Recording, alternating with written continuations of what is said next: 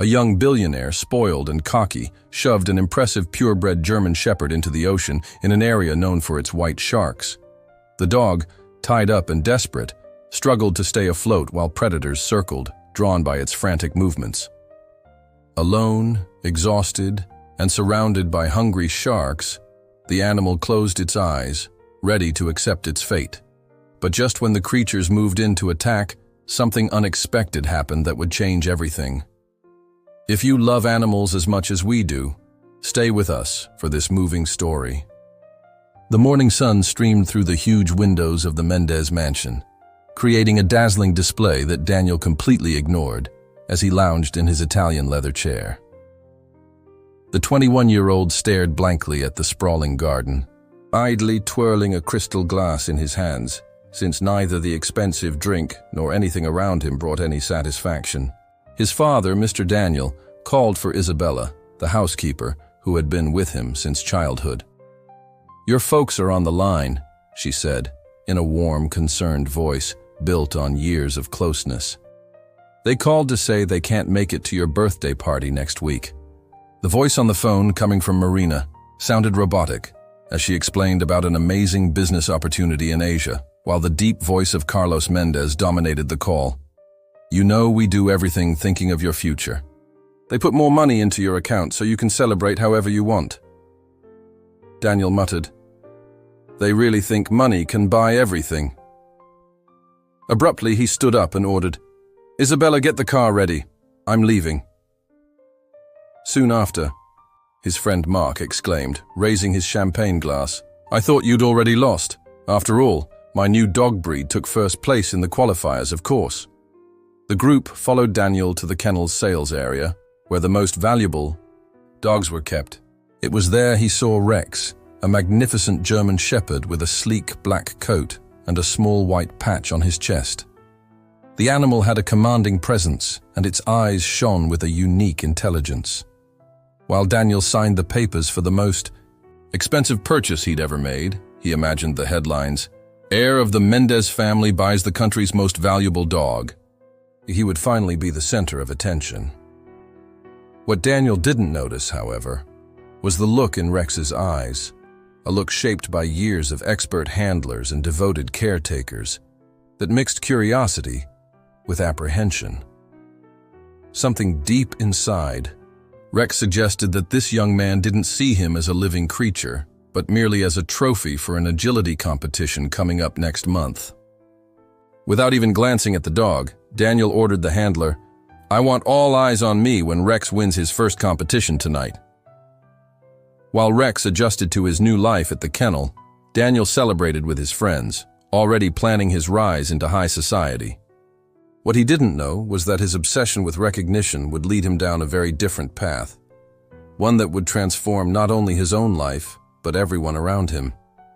Isabella, watching from afar, silently prayed for her impulsive boss. She recognized that determined look on his face, the same look that always came before his biggest mistakes, and had a feeling that this time the consequences would be far graver than any previous whim.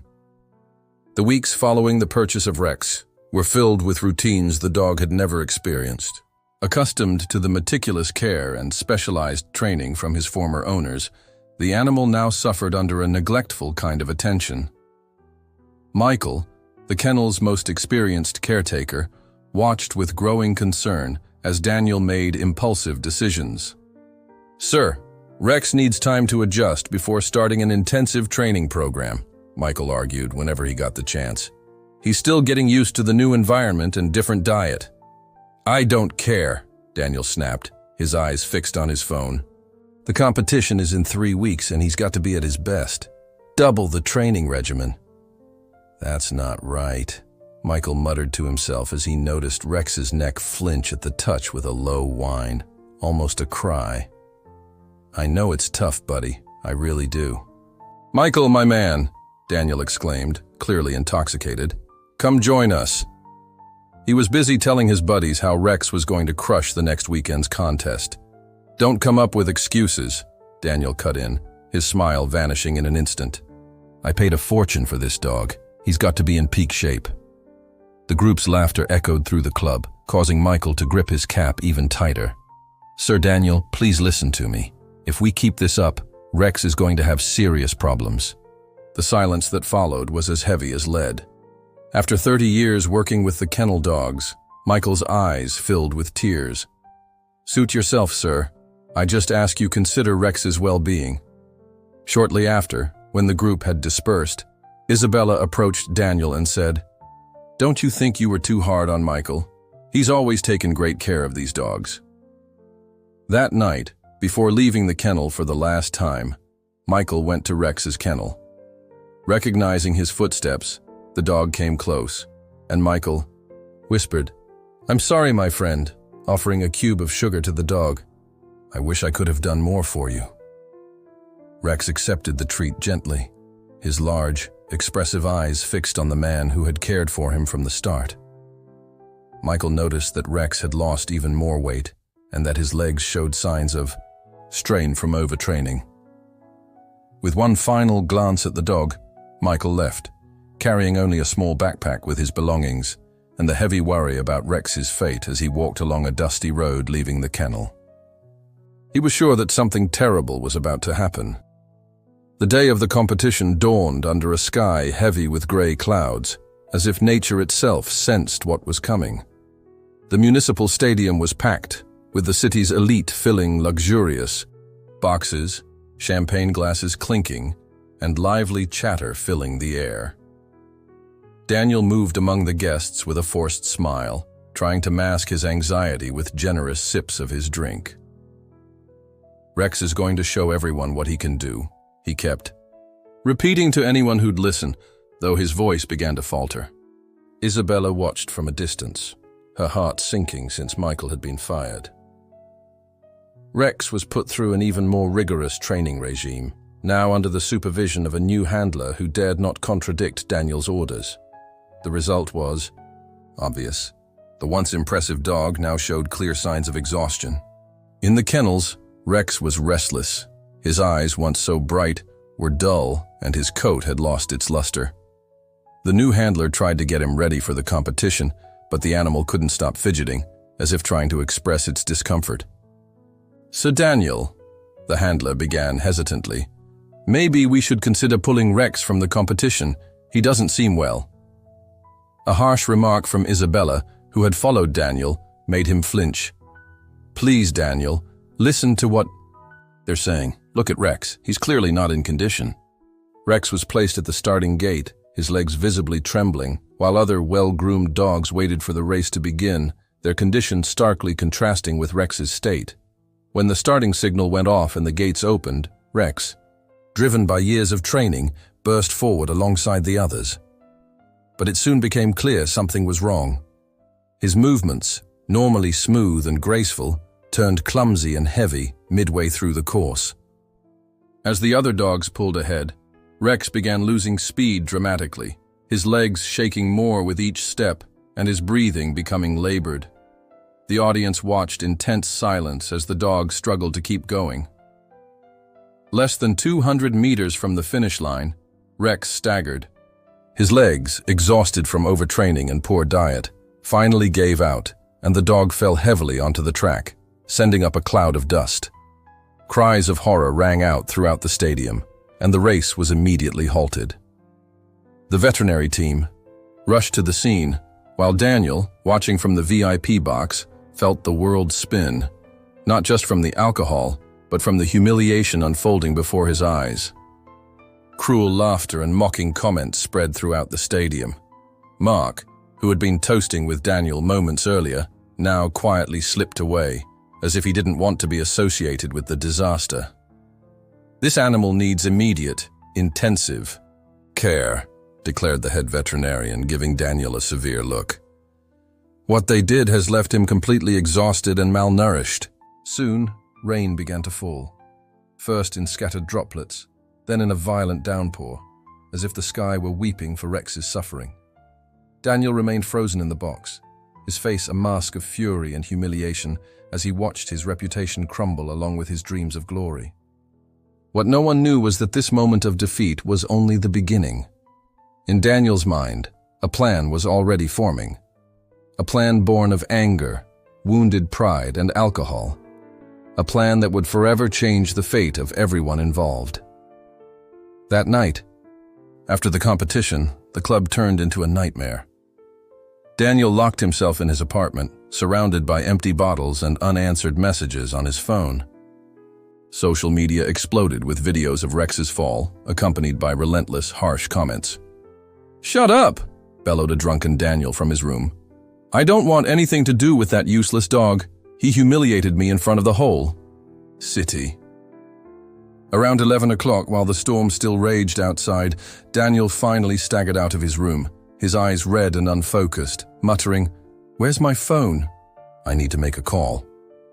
Mark then said, "Get your father's yacht to the private pier." Daniel's voice turned strangely calm. "Yes, I know it's raining, but I don't care. Bring everyone along. Let's throw a farewell party." "Usak." A hollow smile, Daniel ordered. "Rex wants water. Give him water. Let him go." Terrified employees began hauling Rex out of the shelter. The dog, still weak from the competition, tried to resist, its eyes wide with fear, while the rain turned the ground to mud. At the club's private pier, Mark waited with his luxurious yacht, an imposing vessel used for high society parties. The storm made the boat rock violently, but that didn't seem to matter to the group of drunk young people already aboard. "Start the engines," Daniel ordered with a defiant glare. "Or are you scared?" Suddenly, Isabella appeared running along the pier, soaking wet. "Don't do this. Think about what your parents would say," she shouted, unaware that at that very moment, a small fishing boat was returning to port. Its owner, a simple man named Mike, was about to become the only hope for Rex. Mike, who had never been fazed by bad weather in his 40 years as a fisherman, knew that the best catches often came on the stormiest nights. Yet something about the rough sea made him uneasy, as if an inexplicable feeling weighed on his chest. "It's time to head back, old friend," he murmured, as he adjusted his little wooden boat, which had sustained his family for generations and never let them down. Then, over the roaring noise of the storm and crashing waves, Mike heard a sound that didn't belong, the desperate howl of a dog. At first, he thought he was imagining it, but the sound repeated louder, guiding his boat toward distant lights. As he got closer, he began to hear voices, yells from young people mixed with laughter and loud music, a sound completely out of place in the midst of the tempest. When he arrived, the scene that unfolded left him breathless on the deck of his boat, lit by powerful floodlights. A group of clearly drunk youngsters had surrounded someone, a tied, terrified dog struggling to keep its balance on the wet deck as the boat rocked violently. Mike recognized the voice of Daniel Mendez, the son of businessman Carlos Mendez, whose photos frequently appeared on social media and in local newspapers at fancy parties. On the yacht, Daniel staggered toward the dog, yelling, "Do you know how much you cost me?" while pointing at the terrified animal. "You ruined my reputation today." One of his friends tried to intervene, saying, "I think you've gone too far. Maybe we should just leave." But his words were drowned out by the roar of the storm and the blaring music. Daniel positioned himself next to Rex, his face twisted. With hatred and a thirst for revenge, and with a violent shove, forced the dog toward the edge of the yacht. The animal, still tied up and defenseless, lost its balance on the wet deck, and the sound of its body hitting the water echoed through the night like a gunshot. Rex struggled against the waves, but with the ropes binding him, he could barely swim. The dark water swallowed him repeatedly, as if each movement was a silent cry for help. "Hold on, guys," Daniel muttered, torn between the urge to save the animal and his fury toward those who had condemned it. Time seemed to stand, still as Mike skillfully steered his small boat toward the struggling dog. The rain pounded down, severely limiting visibility. Rex battled the waves, his movements growing desperate and uncoordinated because of the ropes that tethered him to the yacht. The atmosphere had completely shifted. The laughter had died away. replaced by a tense silence broken only by the storm's roar and Rex's anguished howls. Some of the young people who had been laughing just moments before now watched in stunned silence, as if they'd just snapped out of a drunken stupor and realized the gravity of what they'd allowed. Yet Daniel remained motionless, a twisted smile on his face as he watched Rex struggle for his life. "He's getting what he deserves," he murmured, with a cruelty that made Mark step back. Mike realized there was no time for arguments or appeals to the youngsters' consciences. Rex needed immediate help. With precise movements honed by years at sea, Mike maneuvered his boat as close as possible to the dog. Even amid the chaos, Rex showed remarkable intelligence by reaching the lifebuoy with his snout. Mike slowly began to pull the rope, trying to draw Rex closer to his boat. On the yacht, just a few meters away, mixed shouts could be heard. Some pleaded for help while others insisted on leaving immediately. Daniel stood silently, watching the scene as if it were a private show. "Come on, my old friend," Mike murmured to his boat, as he often did in hard times. "Don't abandon me now." Rex, exhausted, clung to the buoy as if knowing it was his only chance at survival. His large, expressive eyes fixed on Mike with a mix of fear and trust that broke the old fisherman's heart. Meanwhile, the yacht vanished into the darkness, taking Daniel and his friends with it. Mike knew that this story couldn't end like this. Someone had to be held accountable for so much cruelty. "Daniel Mendez!" Isabella shouted upon spotting a lone figure on the pier. "Call for help!" With several strong men's assistance, Rex was finally pulled from the water and brought to shore. The dog trembled violently, both from the cold and sheer exhaustion, and the ropes had left deep marks on his legs. Mike looked over at Isabella, who nodded with tears streaming down her face. "It was Daniel Mendez," the fisherman stated firmly. "And I'm sure he'll have to answer for this." As the first rays of the sun broke over the horizon, Mike stayed by Rex's side while the dog received his initial care. The old fisherman knew that that night had changed many lives, his, the dog's, and undoubtedly Daniel Mendez's. But he also sensed that the story wasn't over yet. The news spread through the city like wildfire. Local papers only talked about how the Mendez heir had tried to drown a German shepherd in an act of cruelty, while social media exploded with videos clearly showing Daniel's face and his actions. Carlos Mendez, who was in an important meeting in Singapore, received a call from Isabella. The businessman, known for his unshakable composure, almost lost his breath upon hearing what his son had done.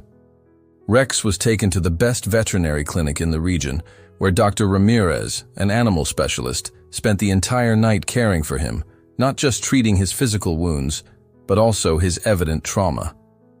Mike shook his head humbly and said, "I only did what any decent person would do. The real hero here is me," pointing to Rex resting in a specially prepared kennel. "I've never seen such a will to live," he added, recalling the old days at the Mendez mansion. Meanwhile, Daniel locked himself in his apartment, now sober, and beginning to understand the full scope of his actions. His friends had disappeared. His phone wasn't ringing, and social media was attacking him mercilessly. In that room, Daniel felt a chill run down his spine. In all his years of reckless behavior, he had never seen his father cut a business trip short. For the first time, he truly feared the consequences of his actions. At the veterinary clinic, a small crowd had gathered. People brought carrots, apples, and other treats for Rex, leaving cards and messages of support. Among them was Michael, the former caretaker, who had rushed to see his beloved dog as soon as he heard the news. Michael sighed as he stroked Rex through the kennel bars. "The important thing is that he's alive, and maybe at last, some people will learn that money doesn't give you the right to mistreat living beings," he said. Carlos, his voice controlled yet filled with restrained fury, asked, "Where's Daniel?" His son sat on his bed, looking smaller and younger than his 21 years, and when he looked up to meet his father's gaze, something inside him finally broke. I don't want to hear any more excuses, Carlos said, his voice trembling with anger. I've spent years ignoring your irresponsible behavior, your parties, your outrageous spending. I thought I was protecting you, giving you time to grow up. But last night you crossed a line you can never come back from. What do you think will happen now? His words came out almost as a whisper. At the clinic, Rex finally managed to sleep peacefully under the attentive care of Mike and Michael. The old fisherman and the experienced caretaker formed a silent alliance, determined to ensure that the dog would never again suffer at the hands of those who saw him merely as an object. Little did anyone know, that day would mark the beginning of a profound transformation, not just in Daniel's life, but in everyone involved. A change that would prove that sometimes you have to lose everything to discover what life is truly worth. The first week after the incident completely changed Daniel's life. Carlos, determined to teach his son a lesson, took drastic measures. First, he froze all of Daniel's bank accounts, leaving him with only a debit card with a daily limit. Then he cut off his access to the club, took away his luxury cars, and, most importantly, decreed that he must work at the kennel, not as an owner, but as an employee. You're going to start from scratch, Carlos declared during breakfast, while Daniel stared in disbelief at the work badge on the table. And when I say scratch, I mean it. You're going to clean the kennels, haul the feed, and learn every aspect of caring for these animals. The news hit like a bomb. Michael, the caretaker whom Daniel had unjustly fired, was now his boss. The young man felt his face burn with shame as he remembered how he had treated Michael at the veterinary clinic. Meanwhile, as Rex continued to recover under the joint care of Dr. Ramirez and Mike, who had become a constant presence, the old fisherman spent hours talking to the dog, sharing sea stories, and watching with satisfaction every small improvement. He's responding really well to the treatment, Dr. Ramirez commented as he watched Rex accept a gentle pat from Mike, though the psychological trauma will take longer to heal. Daniel's first day on the job was both humiliating and eye-opening. Dressed in a simple jumpsuit and rubber boots, he reported to Michael at 5 a.m, right when the kennel's routine began. The hours that followed tested him physically and emotionally, as he had never done manual labor before. He discovered muscles he never knew he had, and his hands, once soft and well cared for, began to blister. Days turned into weeks, and gradually, something changed in Daniel. The hard work, which had initially seemed unbearable, started giving him a strange sense of purpose. For the first time, he was actually learning something useful. Michael, watching closely, noticed the transformation in the young man who used to bark orders at the top of his lungs and now asked questions, listened, and tried to understand. One particularly cold morning, Michael found him arriving even earlier to help prepare the dog food. Daniel stopped and thought, "You know, the hardest part isn't the heavy work. It's looking into these dogs' eyes every day and remembering what I did to Rex. How could I have been so cruel?" Meanwhile, Rex was also showing signs of progress. His wounds were nearly healed, and he was starting to regain his confidence. Mike, now considered a key part of the team, suggested taking the dogs for short walks around the kennel. It was during one of these conversations that Carlos appeared at the clinic. The businessman, who had been observing from afar both Rex's recovery and his son's gradual transformation, had a proposal to make. Mike listened intently as Carlos explained his bold idea, a plan that could change not only Rex's fate, but also Daniel's. Mike looked at Rex, then toward the horizon where the sun was beginning to set, and said that an important decision needed to be made, the first real step toward redemption. "I want to transform part of this kennel into a recovery center for abused dogs," Carlos explained, his eyes shining with renewed energy. "A place where animals who have suffered like Rex can heal and find a new home. And I want you all to help make it happen." "Do you want me to start?" Mike asked, but Carlos gently cut him off. Dr. Ramirez nodded in approval and said, "It's an excellent idea. Many dogs need that kind of help. But what about Daniel? How does he fit into this? That very morning, Daniel continued his routine at the kennel with a dedication that surprised everyone. While feeding the dogs, Isabella approached with a serious look, and Daniel felt a chill. Despite all the changes in recent weeks, he still felt insecure around his father. To his surprise, when he entered the office, he found not only Carlos, but also Mike, Michael, and Dr. Ramirez. In the next few minutes, Daniel listened in silence as his father explained the Recovery Center project. His heart pounded as he realized the magnitude of the idea. With tears welling up, Daniel said, "I want to try." "I need to try too," added Michael. "Your redemption begins when you win back Rex's trust and prove that you've changed." Daniel gazed out the window at the dogs in the yard and remembered how he used to see them as mere symbols of status, objects to flaunt his wealth.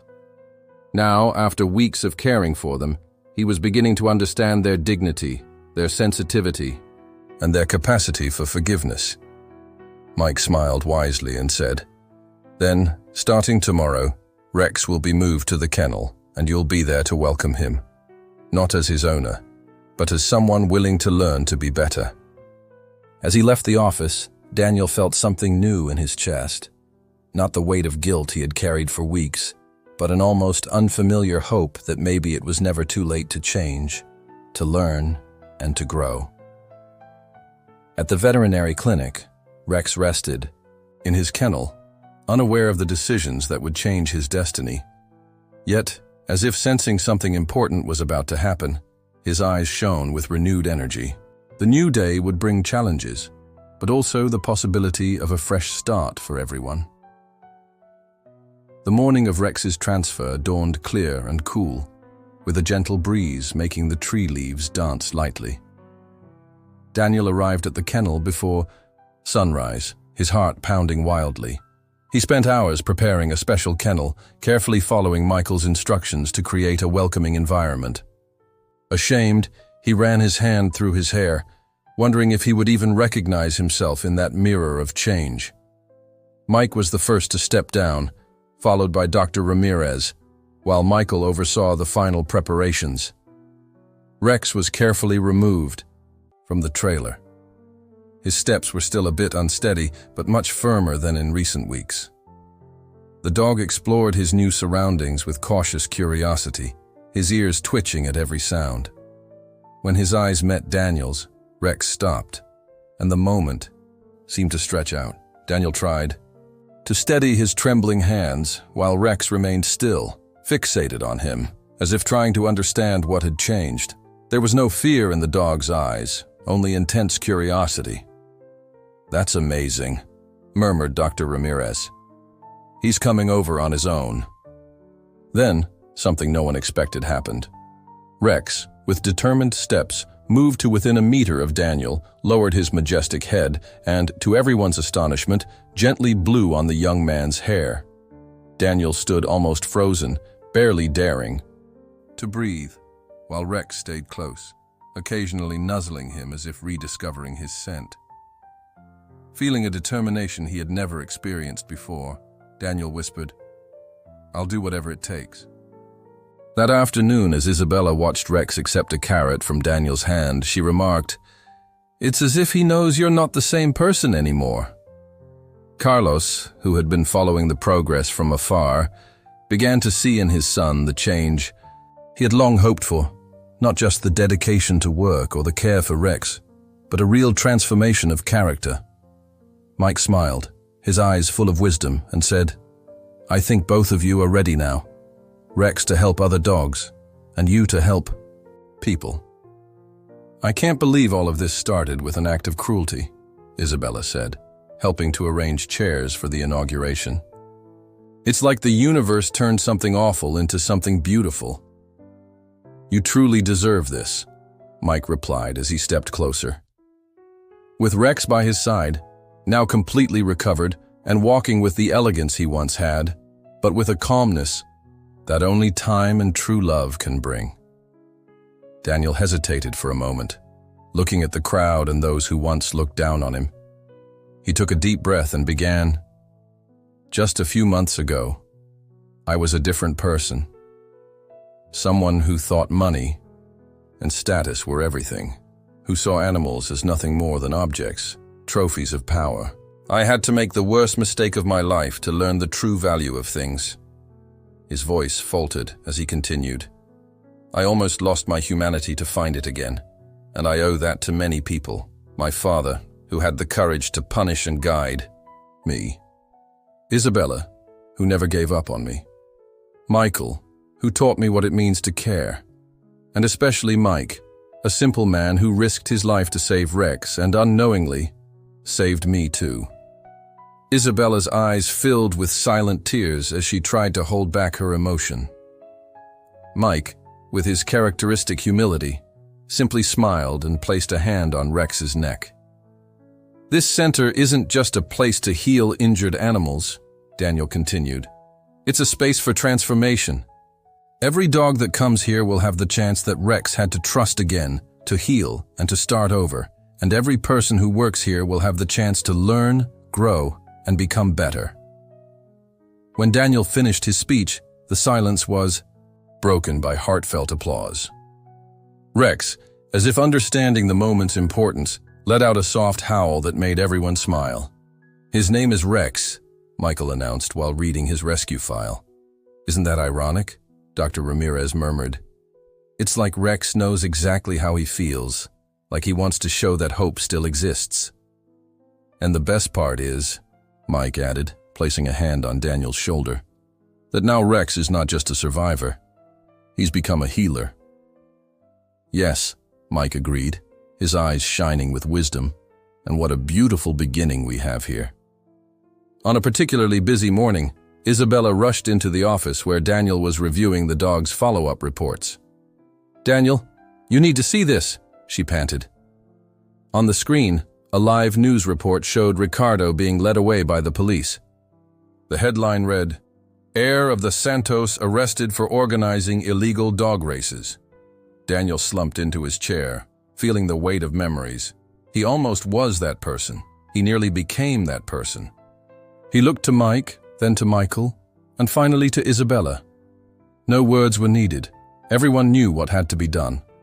Mike, however, continued to watch Daniel and said, "You know what this means, don't you?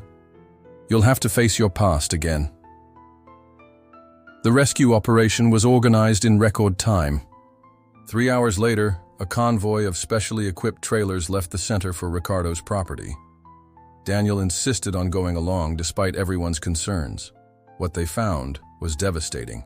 The dogs were in terrible condition, many showing clear signs of abuse and poorly treated injuries. Seeing that made Daniel relive the cruelty he had inflicted months ago, but now from a completely different perspective. The rescue lasted all day, and every animal had to be evaluated, stabilized, and prepped for transport. They understand, Mike commented, watching one dog's behavior. They know exactly what they're going through. "Hey, buddy," Daniel whispered as he slowly approached a frightened dog. "I know you have every reason not to trust humans now. I wouldn't either. But I promise you, things will be different here." "It's amazing, isn't it?" Carlos said quietly as he arrived unnoticed, "how life gives us the chance to correct our mistakes." That night, while the veterinarians worked tirelessly to stabilize the new arrivals, the center's staff moved from kennel to kennel, making sure every animal had fresh water and clean food. Rex trailed at a distance like a silent guardian on his journey to redemption. A full year had passed since that night when Rex nearly lost his life in the ocean. The Canine Recovery Center, which began as a redemption project, was now recognized as a leading facility in the treatment and rehabilitation of traumatized dogs. More than 50 animals had passed through its doors, each with its own story of overcoming hardship. On one especially meaningful morning, Daniel was in his office, a far cry from the luxurious environment he once knew. The walls were adorned with photos of recovered dogs, each picture telling a story of transformation. Next to his computer lay the old silk tie he had worn on the day of the competition, a constant reminder of the man he used to be. To his surprise, Michael entered the office accompanied by an elderly lady, her eyes brimming with emotion. "This is Mrs. Carmen," Michael introduced. "She was the owner of Luna, our first rescued dog." Mrs. Carmen immediately stood to greet him but surprised everyone with a tight embrace. "My dear," she said, her voice trembling, "I have no words to thank you for what you did for Luna.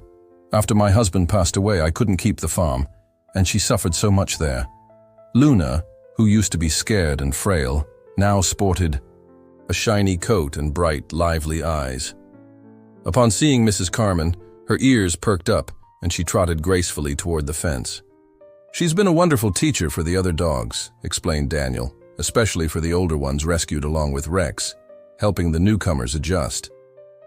At that moment, Mike approached carrying some training equipment. "Mrs. Carmen, it's such a pleasure to meet you," he said.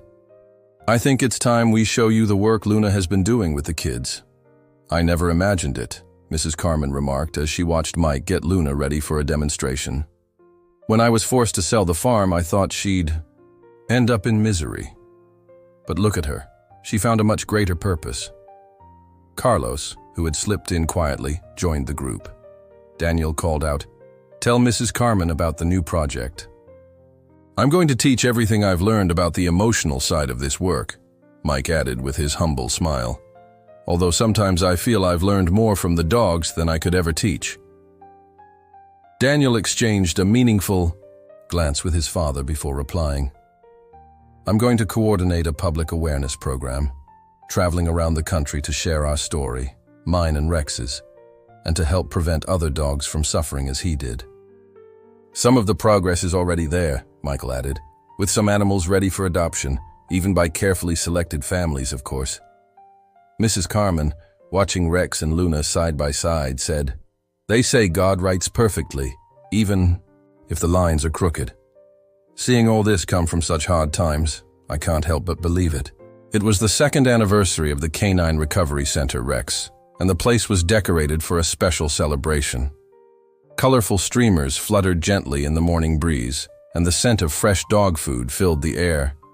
Dozens of people roamed the kennels and training areas, many of them families who had adopted rehabilitated dogs from the center. Daniel, now 23 years old, seemed completely transformed from the arrogant young man he once was. His hands, once soft, now bore calluses from honest work, and his eyes shone with a wisdom that only true transformation can bring. Mike, who had recently arrived with his family and become an integral part of the team, smiled with that familiar expression, as if to say, "Sometimes you have to hit rock bottom to find the strength to rise." "Buddy," Daniel murmured, hugging Rex, "I needed to see you before we begin. You know this is all for you, right?"